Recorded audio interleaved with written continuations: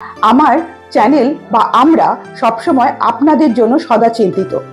আপনারা দেখবেন যে এখন বেশিরভাগ মানুষের উত্তেজনা বেড়ে যায়, কারণ কারণ এমন এমন ধর্মের মানুষ আছেন যারা কিনা নিজের ধর্মকে যদি কোথাও ছোট দেখাতে চান বা কোনো আবেগপ্রবণ কথাবার্তা বলেন, তো প্রত্যেকের মনে একটা টেনশন তৈরি হয়, প্রত্যেকটা মানুষের মনে একটা অশান্তির সৃষ্টি হয়, এতে শরীর খারাপ হয় এবং হার্টের প্রবলেম চলে আসে, এমনকি মাথার মানসিকতার প্রবলেম চলে আসে, এমনকি ব্লাড প্রেশার হাই হয়ে যায়।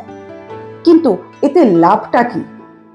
আমরা এই সমস্ত যে করছি তাতে হয়তো আমাদের সচেতনতা বৃদ্ধি করছে, তাতে দেখাচ্ছে, এতে মানুষের অশান্তিটা বাড়ছে, বই কমছে না। কারণ যারা সাধারণ মানুষ তো অবশ্যই আছেন যে কোনো কিছু ডিসিশন নিতে, কিন্তু সাধারণ মানুষের থেকেও যারা ওপর মহলে বসে আছেন তাদের সেই দায়িত্ব, কোন দেশে কি হচ্ছে, কারা নোংরামি করছে, কারা বদমাইশি করছে, কারা কাদেরকে অবমাননা করছে, সেটার দায়িত্ব তাদের।